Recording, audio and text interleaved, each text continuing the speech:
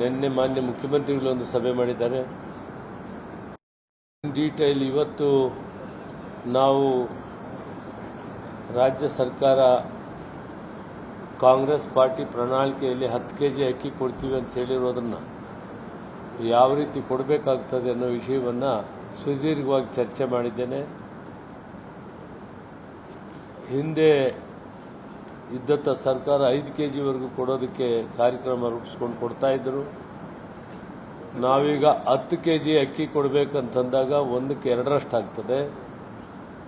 ಇದಕ್ಕೆ ಯಾವ ರೀತಿ ಕಾರ್ಯಕ್ರಮವನ್ನು ರೂಪಿಸ್ಕೋಬೇಕು, ಹಣವನ್ನು ಯಾವ ರೀತಿ ಒದಗಿಸಬೇಕು, ಯಾವ ರೀತಿ ಈ ಅಕ್ಕಿಯನ್ನು ತರಿಸಬೇಕು, ಇವೆಲ್ಲವನ್ನು ಕೂಡ ಡೀಟೇಲ್ ಆಗಿ ನಾನು ಚರ್ಚೆ ಮಾಡಿದ್ದೇನೆ. ನಾವು ಮಾತು ಕೊಟ್ಟಿದ್ದೀವಿ, ಅಕ್ಕಿ ಕೊಡೋ ಏರ್ಪಾಡುಗಳಿಗೆಲ್ಲ ತಯಾರಿಯಾಗಿದ್ದೇವೆ. ಮಾನ್ಯ ಮುಖ್ಯಮಂತ್ರಿಗಳು ನಾಳೆ ಒಂದು ಸಭೆಯನ್ನು ಕರೆದಿದ್ದಾರೆ. ಆ ಸಭೆಯಲ್ಲಿ ನಾವು ಫೈನಲ್ ಮಾಡ್ತಾ ಇದ್ದೀವಿ.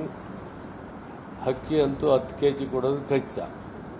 ಕೊಡುವಂಥ ಡೇಟು ಸಮಯವನ್ನು ನಾಳೆ ಮಾನ್ಯ ಮುಖ್ಯಮಂತ್ರಿಗಳು ನಿಗದಿ ಮಾಡ್ತೀವಿ ಸೇರಿ. ನಾಳೆ ಸಭೆಯಲ್ಲಿ ಫೈನಲ್ ಮಾಡ್ತೀವಿ. ಆದರೆ 10 ಕೆಜಿ ಅಕ್ಕಿ ಕೊಡಬೇಕಾದಾಗ 5 ಕೆಜಿ ಅಕ್ಕಿ ಮೊದಲಿಂದ ಕೊಡ್ತೀವಿ. ಮತ್ತಷ್ಟು ಕೊಡಬೇಕಾದಾಗ ಇದಕ್ಕೆ ಖರ್ಚೆಷ್ಟು ಬರ್ತದೆ, ಇದಕ್ಕೆ ಯಾವ ರೀತಿ ಸರಬರಾಜು ಮಾಡಬೇಕು, ಎಲ್ಲಿಂದ ತರಬೇಕು, ಹೇಗೆ ಮಾಡಬೇಕು, ಕೇಂದ್ರ ಸರ್ಕಾರ ನಮಗೆ ಸಹಾಯ ಮಾಡ್ತದ ಇಲ್ಲ ಟೆಂಡರ್ ಮುಖಾಂತರ ತರಬೇಕನ್ನೋ ಎಲ್ಲ ವಿಷಯಗಳನ್ನು ಕೂಲಂಕುಷವಾಗಿ ಚರ್ಚೆ ಮಾಡಿದ್ದೀನಿ. ನಾವು ಮೊಟ್ಟ ಮೊದಲನಾಗಿ ಕೇಂದ್ರ ಸರ್ಕಾರವನ್ನು ಕೇಳ್ತೀವಿ. ಕೇಂದ್ರ ಸರ್ಕಾರ ಕೊಡೋದಾದ ಸ್ವಾಗತ ಮಾಡ್ತೀವಿ. ಇದು ಸಾಮಾನ್ಯ ಜನರಿಗೆ ಬಡವರಿಗೆ ಕೊಡುವಂಥದ್ದಕ್ಕೆ ಕೇಂದ್ರ ಸರ್ಕಾರವನ್ನು ನಾವು ಒತ್ತಾಯ ಮಾಡ್ತೇವೆ. ಈ ಬಡವರಿಗೆ ಕೊಡುವಂಥ ಅಕ್ಕಿ ಏನಿದೆ BPL ಕಾರ್ಡ್ನವ್ರಿಗೆ ಅವ್ರು ಏನು ರೇಟ್ ಮೊದಲಿನಿಂದ ಕೊಡ್ತಾ ಇದ್ದಾರೆ ಆ ರೇಟ್ಗೆ ಕೊಡಬೇಕು ಅಂತ ಮನವಿ ಮಾಡ್ತೀವಿ. ಅದು ಸರ್ಕಾರ ಸೆಕ್ರೆಟರಿಗೆ ಸಂಬಂಧಪಟ್ಟವರು ಸಂಪರ್ಕ ಮಾಡ್ತಾರೆ, ಪತ್ರ ಬರೀತಾರೆ. ಅದರ ತೀರ್ಮಾನದ ಮೇಲೆ ನಾವು ತೀರ್ಮಾನ ತೆಗೆದುಕೊಳ್ಬೇಕಾಗ್ತದೆ. ಒಂದು ವೇಳೆ ಅವರೇ ಕೊಟ್ಟರೆ ಹಿಂದಿನಿಂದ ಯಾವ ರೀತಿ 5 ಕೆಜಿ ಕೊಡ್ತಾ ಇದ್ರು ಅದೇ ರೀತಿ ಈ 5 ಕೆಜಿ ಸೇರಿಸಿ 10 ಕೆಜಿ ಕೊಡೋಕ್ಕಾಗ್ತದೆ. ಒಂದು ವೇಳೆ ಅವರು ಕೊಡೋಕ್ಕಾಗಲ್ಲ ಅಂತ ಸಂದರ್ಭ ಬಂದಾಗ ನಾವು ಸಂಘ ಸಂಸ್ಥೆಗಳ ಮುಖಾಂತರ ಒಂದು ಆ ಟೆಂಡರನ್ನು ಮಾಡಿ ಟೆಂಡರ್ ಮುಖಾಂತರ ನಾವು ಇದನ್ನು ಮಾಡಬೇಕು. ಯಾವುದೇ ರೂಪದಲ್ಲಾಗಲಿ ಅಕ್ಕಿಯನ್ನು ಕೊಡ್ತೇವೆ ನಾವು. ಇದು ನಾವು ಮಾತಾಡಿದ್ದೀವಿ.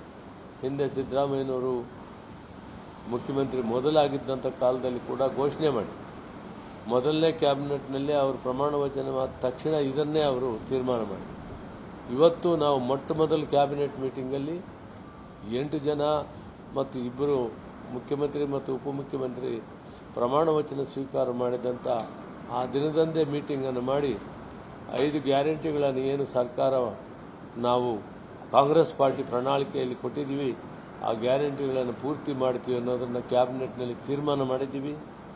2ನೇ ಕ್ಯಾಬಿನೆಟ್ಟಲ್ಲಿ ಯಾವ್ಯಾವ ರೀತಿ ಕೊಡಬೇಕು, ಏನು ಮಾಡಬೇಕು ಅಂತ ಇಲಾಖೆಗಳಿಗೆ ಈ ವಿಷಯವನ್ನು ಚರ್ಚೆ ಮಾಡಿ ತೀರ್ಮಾನಕ್ಕೆ ಬನ್ನಿ ಅಂತ ಹೇಳಿದ್ವಿ.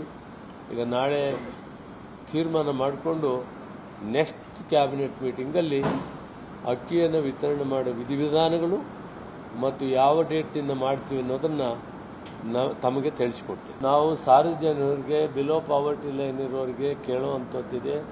ನಾವು ಸರ್ಕಾರದಿಂದ ಕೇಂದ್ರದ ಸರ್ಕಾರವನ್ನು ಮನವಿ ಮಾಡ್ತೀವಿ. ಏನೂ ಆಗೋದಿಲ್ಲ, ಅವ್ರಿಗೂ ದುಡ್ಡು ಕೊಡ್ತೀವಲ್ಲ. ದುಡ್ಡು